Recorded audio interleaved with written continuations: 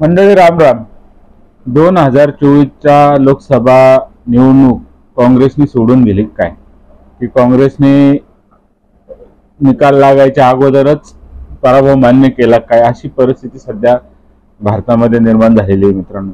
कारण विरोधी पक्ष काँग्रेस हा एक भाजपचा कट्टर विरोधी आणि प्रमुख विरोधी पक्ष आहे. आता त्यांनी इंडिया नामक एक विरोधकांची मोठ बांधण्याचा प्रयत्न केला, परंतु त्याला एवढं काही यश सध्या तरी मिळालेलं नाही. आणि जवळजवळ प्रत्येक राज्यामध्ये जे काही स्थानिक पातळीवरचे पक्ष त्यांनी एकत्र घेऊन मोठ बांधण्याचा प्रयत्न केला होता, त्याला पण अनेक ठिकाणी तडा गेलेला आपण बघितला असेल मित्रांनो. तरी पण मी असं का म्हणतो, की कारण म्हणजे ह्या 2024च्या लोकसभेमध्ये भाजप 100% विजय होईल आणि काँग्रेसने तर निवडणूक सोडूनच दिली, अशी सध्या परिस्थिती झालेली. आता या संदर्भातच मी आपल्याशी चर्चा करणार आहे मित्रांनो. मी कृष्णा अत्रे आणि आपण बघत आहात माझा संवाद. 2024च्या निवडणुकाचा रणसिंग किंवा त्याचा निकाल आता 2 महिन्यात आपल्यापर्यंत येईल. प्रत्येक जण आपापले पक्ष आपापले उमेदवार घोषित करण्याचा सपाटा लावत आहे. अनेक ठिकाणी बंडखोरी, अनेक ठिकाणी चढाओढ चालू आहे. कोणाचं बंड थोपवलं जातं किंवा दुसरा बंड करून उभा राहतो उमेदवार. आणि प्रत्येकाला अपेक्षा आहे की मला पक्षाकडून तिकीट मिळावे, परंतु जागा 48 आहे किंवा जागा ठराविकच असतात. त्यात अनेक पक्षांचे नेते गुडघ्याला बाशिंग लावून उतावीळ झालेला असतात की ह्यावेळेस मीच कसा निवडून येणार आहे किंवा माझी पब्लिसिटी किती आहे माझ्या मतदारसंघामध्ये, हे सांगण्याचा प्रयत्न आपापल्या परीने ते नेते करत असतात. तर असं मित्रांनो, परंतु मी एकंदरीत पूर्ण भारताचं चित्र आपल्या पुढे ठेवण्याचा प्रयत्न करत आहेत. कारण 2004च्या पासून जरी आपण विचार केला तर प्रत्येक लोकसभेच्या निवडणुकीमध्ये काँग्रेस पक्ष 400-450च्या आसपास जागा उभा करत होते, बरोबर आहे का नाही. म्हणजे 2014, 19, 2004, 19, 14 आणि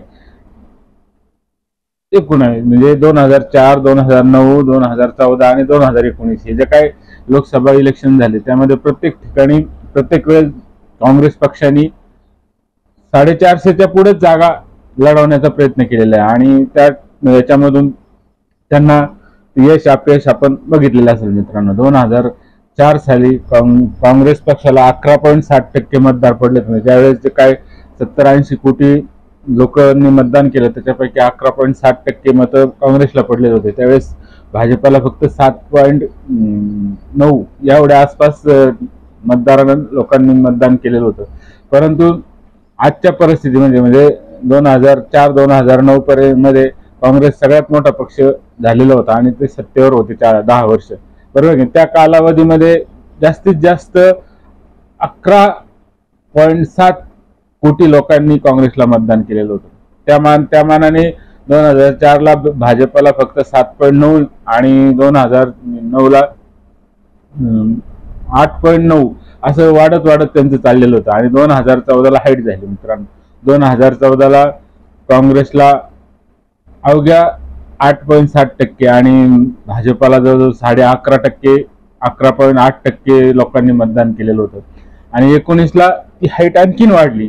लोकसभा 2019 साली भाजपाची मतदारांची संख्या जवळजवळ 22.7 कोटी, म्हणजे सगळं मतदान झालं त्याच्यापैकी 22 कोटी लोकांनी मतदान भाजपाला केलेलं होतं.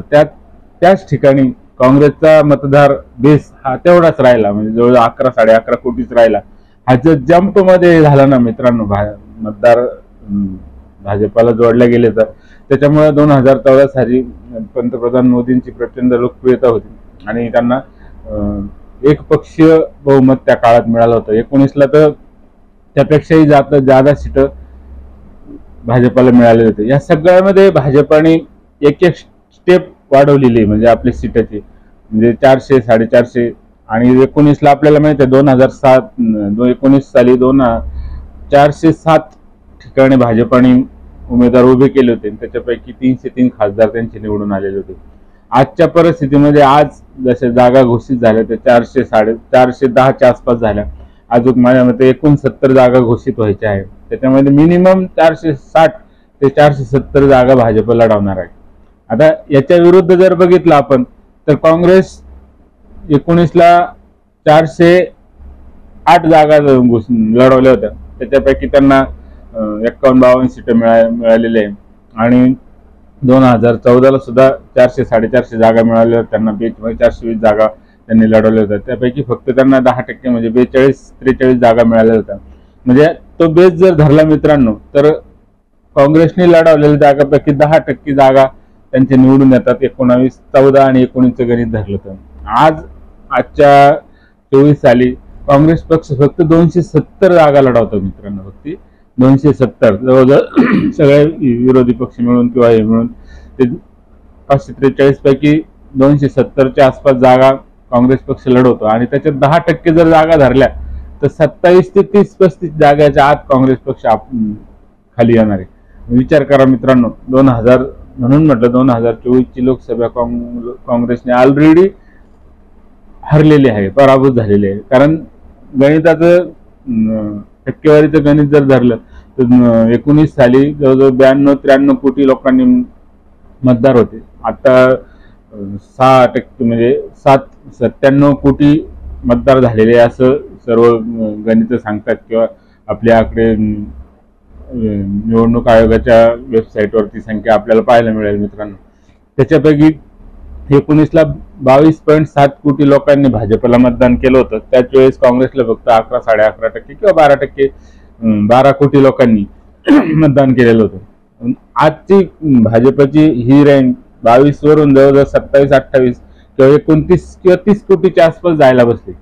परंतु काँग्रेसने जर कमी सीटं लढवली, म्हणजे 270 जर सीट ते जर लढवत असेल तर त्यांची टक्केवारी मतदानाची, लोकांनी मतदान करण्याची संख्या ही 11-12 कोटीच्या खाली येणार आहे.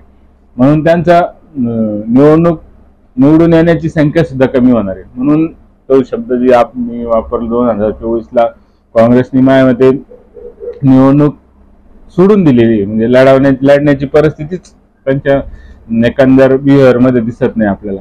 म्हणून ह्या सगळ्या गोष्टी जर बघितल्या ना, 2024 साली काँग्रेसने पराभव मान्य केलेला आहे. आता त्यांना 2029चा विचार करावा लागेल, परंतु माहीत नाही मित्रांनो. परंतु आपली जी ते लढण्याची जी ईर्ष्या असते ना, म्हणजे आम्ही लढूच, पराभव झाला तरी चालेल परंतु लढूच, प्रत्येक जागा ही त्वेषाने लढू, ही इंडिया आघाडीतले कोणत्याही पक्षामध्ये आपल्याला दिसत नाही.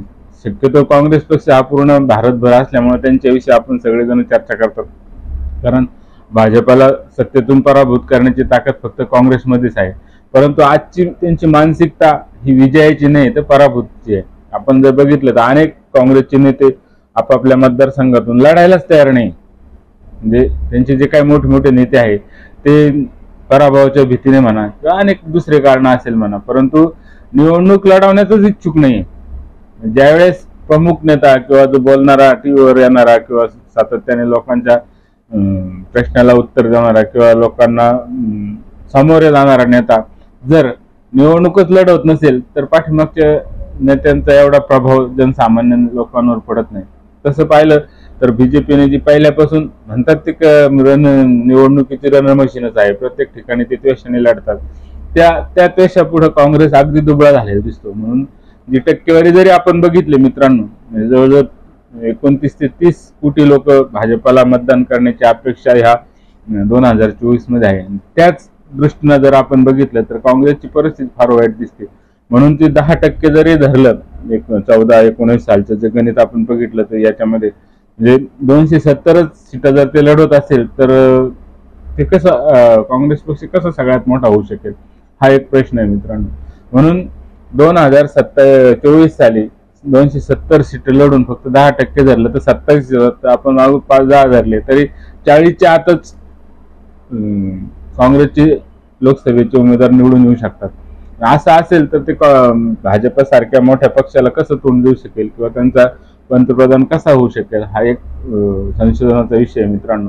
हा सगळा उहापोह आपल्या पुढे मांडण्याचा विचार केलाय मित्रांनो. यात काही त्रुटी पण राहू शकतात, परंतु माझ्या अल्पबुद्धीला जे काही मला समजलं ते आपल्या पुढे मांडण्याचा प्रयत्न करतोय. हळूहळू शिकतोय मी सगळे गणित मित्रांनो. परंतु भाजपाच्या काय म्हणू आपण ते रण मशीन किंवा निवडणूक लढवण्याची जी काय त्यांची टॅक्ट आहे ते इंडिया आघाडी म्हणा, काँग्रेस पक्षाला म्हणा आज तरी कळलेलं नाही. आणि त्यामुळं 543 पैकी जर अवघ्या 270 जागा काँग्रेस लढवत असेल तर तिथंच त्यांचा पराभव आहे मित्रांनो. विषय जर आवडला तर चॅनल सबस्क्राईब करा, लाईक करा. व्हिडिओ पाहिल्याबद्दल धन्यवाद.